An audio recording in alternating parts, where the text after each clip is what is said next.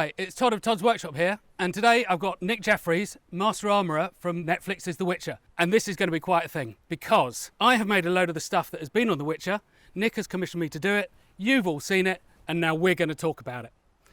So, Nick, introduce yourself. Hi, I'm Nick Jeffries, Head of Department for Armoury for Witcher, Series 1 and now Series 2. So we're going to start this whole chat off with talking about Geralt swords. I mean, what else can you talk about but the Meteor and the Silver Swords? And the requirements about them, why we need multiples of different kinds, and what the swords are all about. Lots of other bits and pieces of Geralt's kit here that we'll talk about if we have time, but let's start with the Meteor Sword. So Nick, Yes. let's have a look at that one. Well, this is the Meteor Sword, so the basic requirement from this is one of his swords, and he has two obviously, one of them is a meteorite sword. Meteorite supposedly being capable of cutting through anything. It's an extremely sharp, powerful sword for fighting people.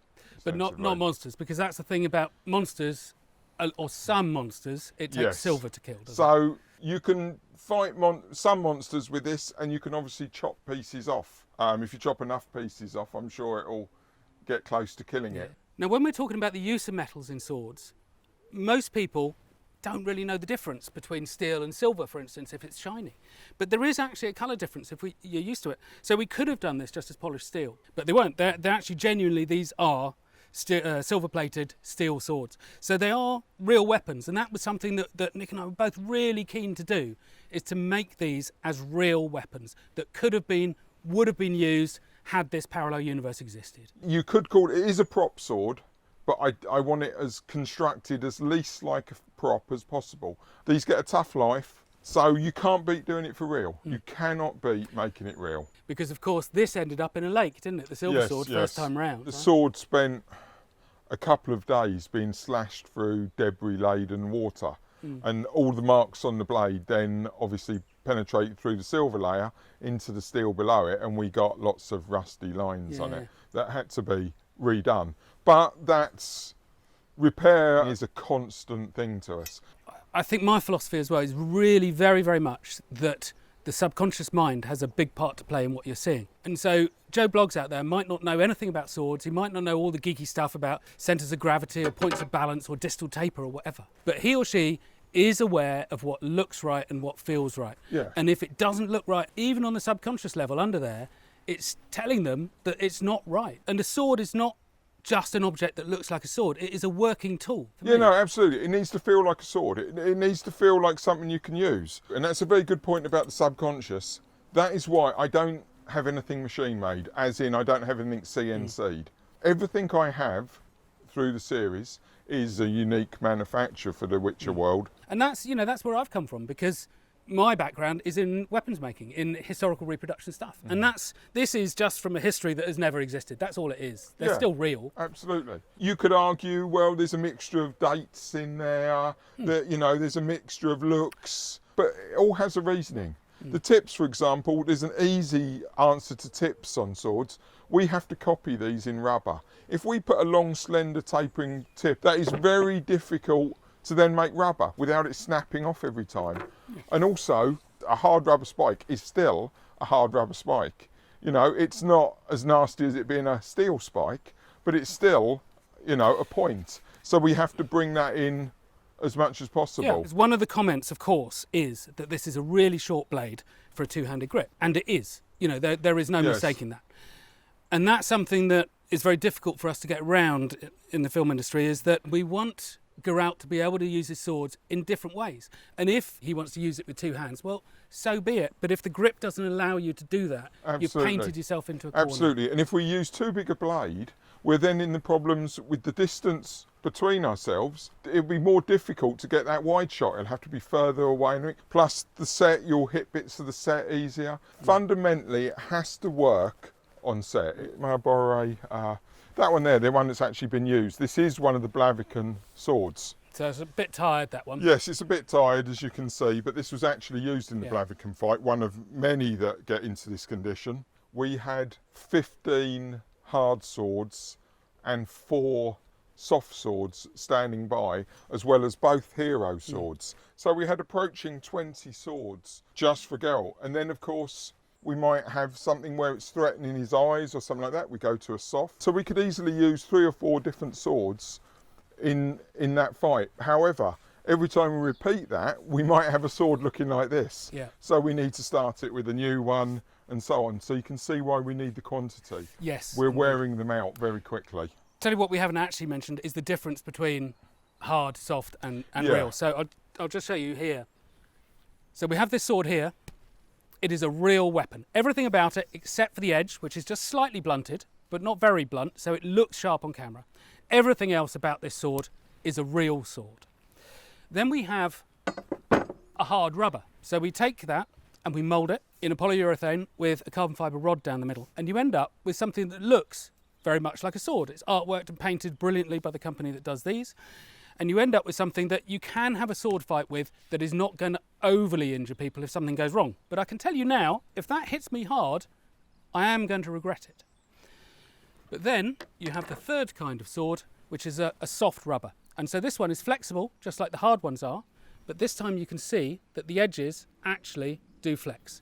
And this one is much nicer, still not nice, but much nicer to get struck by if that's what happens. And then of course we have the cut down swords, Nick.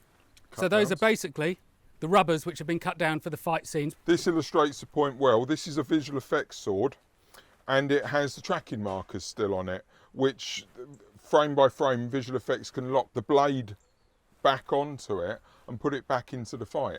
So when, for example, Henry is slicing through someone, it lets him do that action, which I think he's spoken about in a couple of videos actually for this, and then we put the sword blade back on.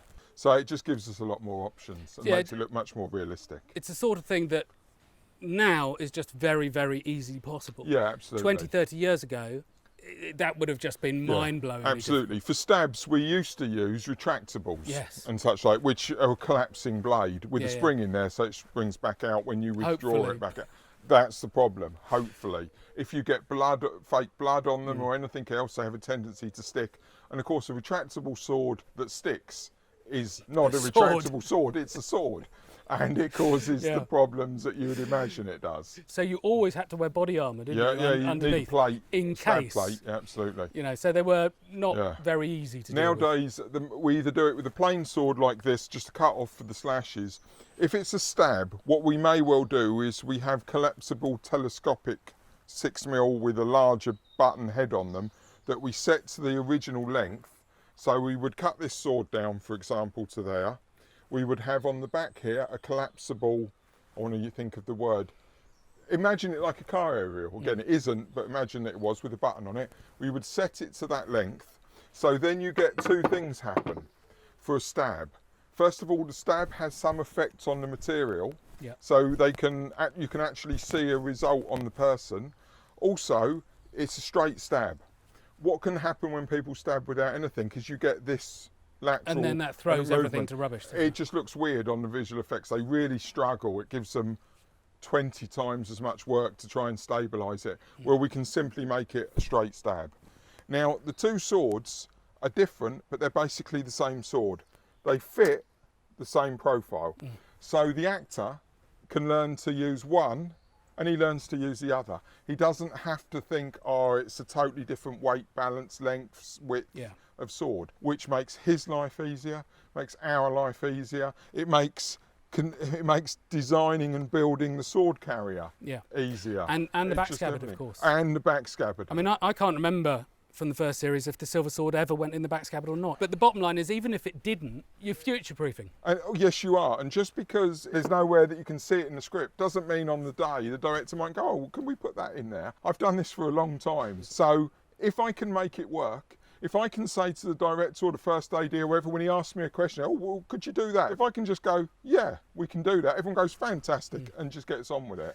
So it's my job to see that coming and make that ability if we can. Yeah, actually that brings us absolutely into the next point that I'd like to talk about, which is the back scabbard.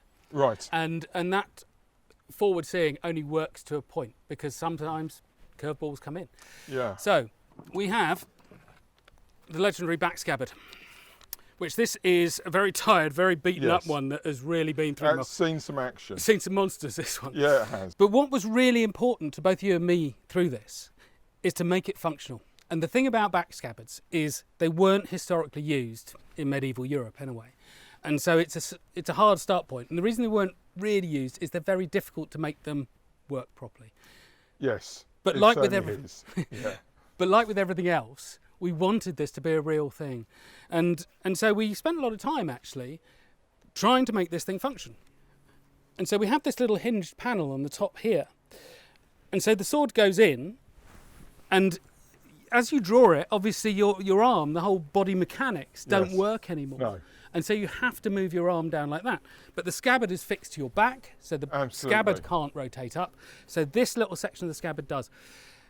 So I don't know if it's ever really shown in the series or not, but as a functioning back scabbard, we got the thing to work. In the stories, the youth of Rivia, they wear their swords on their backs, so they had to have back scabbards. That was just the way it was. And so if we're going to have a back scabbard, we want to make it work. Yeah, absolutely. So it has to be a thing. But also you see on that a little bit of movie hiddenness, as in the hinge layer actually has a lock on it.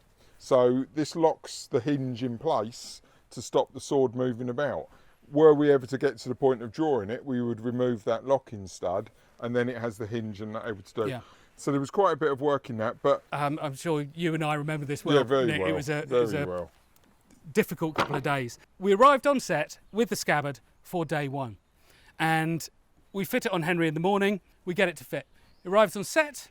That's all fine. By the afternoon, something had changed with the armour, I think, and then the scabbard hadn't worked, and then the armour had to change, and all these things were going around in a circle, weren't they? And that lasted the first few days. You've been on different productions as well. Some are many. very nice, some are harder. Yes. And yet he was such a gentleman throughout, and that actually reflected the whole set. I felt, It it did was just indeed. really nice. I mean, as you say, it got complicated with the back scabbard due to requirement changes and everything once we'd started filming. But filming is about changes and issues.